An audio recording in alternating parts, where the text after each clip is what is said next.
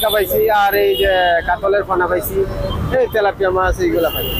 মাছ টুকটাক উঠতেছে ভাই, কিন্তু দেখা যাচ্ছে যে প্রফেশনাল সে তো অনেক মাছ পাচ্ছে, বাট হচ্ছে আমরা নন প্রফেশনাল শখে এসে বসে আছি, তো 2-1টা পাইলেই আর কি আমাদের আলহামদুলিল্লাহ। কিন্তু অনেকে পাচ্ছে, অনেকে 2 কেজি 5 কেজি পাচ্ছে। যে সকাল থেকে আছে সে হচ্ছে প্রায় মোটামুটি 1 সাথে ছিল, উনি হচ্ছে মোটামুটি 4-5 কেজির মতো পাইছে মাছ। পাইতেছি আমি দুপুরের পরে আসছি, 4-5টা অরফুড়ি মাছ পাইছি, আর দুপুর রুই মাছের নলা পাইছি আর কি। অনেকে সকাল থেকে আইসা কিছু কিছু রুই মাছ পাইছে, ছোট বড় মিলে আমেরিকা পাইছে এই আর কি।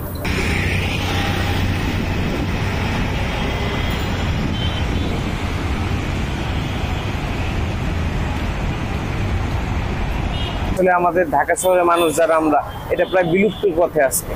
এর মাঝখানে আজকে আমি রাস্তা দিয়ে যাচ্ছিলাম, হঠাৎ গাড়িটা থামায় এই দৃশ্য দেখে ভাই আমি নিজেও দাঁড়ায় গেলাম দেখার জন্য যে আসলে মাছ ধরার এই উৎসবটা নিজে আর কি উপভোগ করতেছে আর কি ব্যস্ততার মাঝে। ভাই এই মাছ উঠে আধা ঘন্টা 10-15 মিনিট পর পর একটা তেলাপিয়া বা অন্যান্য মাছ ওঠে।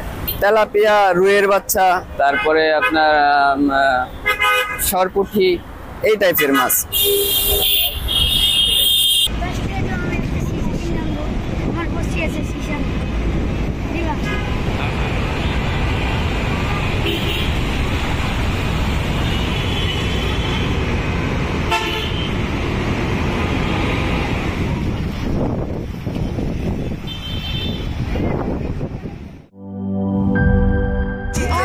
ট্রেন 2 ঘন্টা 33 মিনিট লেট। 3 ঘন্টা 33 মিনিট। শোনেন, আপনি একটা ডিস্টার্ব। আরো 4 ঘন্টা 33 মিনিট শুনলেন? আরো 4 ঘন্টা, এটা কোনো কথা?